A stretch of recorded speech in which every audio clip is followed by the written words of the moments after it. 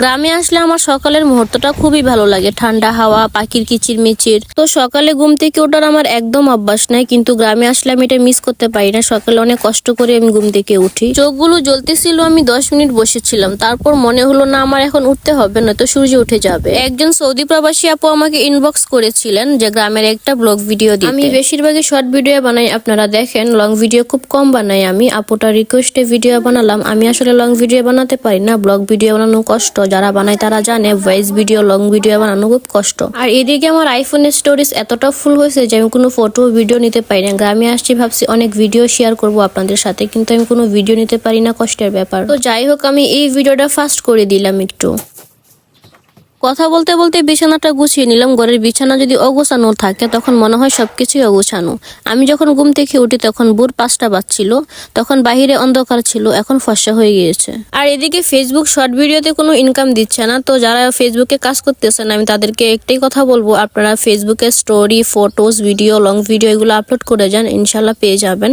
যারা মনিটাইজেশন এখনো পাননি তারাও পেয়ে যাবেন। 2025 সালে ফেসবুক মনিটাইজেশন আপডেট দিতেছে। যারা যারা ফেসবুকে গাইডলাইন মেনে কাজ করতেছে তারা ফেসবুক মনিটাইজেশন পেয়ে গেছে। যারা যারা পাচ্ছে তারা তো সোনার হরিণ পেয়ে গেছে, আর যারা পায়নি তারা এখন পাবে বা পরে পাবে, এটাই ভাই পার্থক্য। আপনি গাইডলাইন মেনে কাজ করে যান, ইনশাল্লাহ পেয়ে যাবেন। অনেকজনে বলেন ফারিয়া আপু আমার আইডিতে অনেক ফলোয়ার্স, কিন্তু আমার ভিডিওতে কোনো ভিউজ নাই। তো আমি আপনাদেরকে একটা কথাই বলবো, আপনি কোয়ালিটিফুল ভিডিও আপলোড করে যান, যে ভিডিওগুলো আপনার অডিয়েন্সরা পছন্দ করে।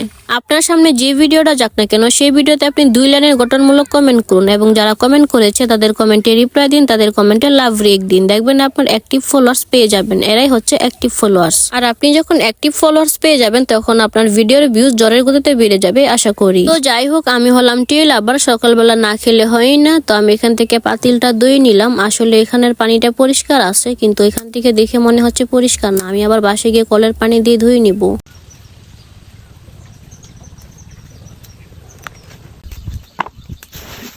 তো আমি এখন বাইরে রান্না করব মাটির চুলায় বাঁশের পাতা দিয়ে। আমি যখনই গ্রামে আসি না কেন মায়ের হাতে রান্না খাই মাটির চুলায়। আমি যখন নিজেই রান্না করি মাঝে মধ্যে তখনই মাটির চুলায় রান্না করি।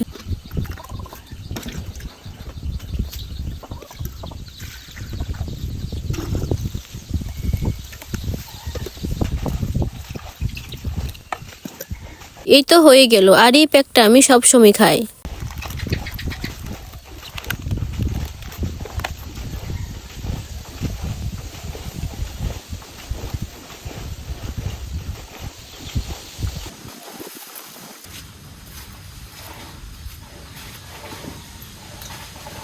বসে পড়লাম আর প্রকৃতির সৌন্দর্য উপভোগ করতেছিলাম, আর আমার প্রিয়জনকে অনেক অনেক মিস করতেছিলাম। তো আমার প্রিয়জনকে জানাই ঈদ মোবারক, আর তোমাদের সবাইকে জানাই ঈদ মোবারক। যাই হোক, উঠে পড়লাম। বসে থাকলে হবে না, একটু হাঁটতে হবে, কারণ ইদানিং আমি অনেক হেলদি হয়ে গিয়েছি। বাবার বাড়িতে আসছিলাম বেড়াতে, মনে হলো বাবার বাড়িতে এসে আমি অনেক কাজ করবো আর চিকন হয়ে যাব। যদি শ্বশুর বাড়িতে অনেক কাজ করতে পারি, বাবার বাড়িতে গেলে কেন পারবো না? আর যখন বাবার বাড়িতে আসি তখন এত অলস হয়ে যায়, ঘুমিয়ে ঘুমিয়ে দিন চলে যায়, কাজের কথা তো মনেই থাকে না।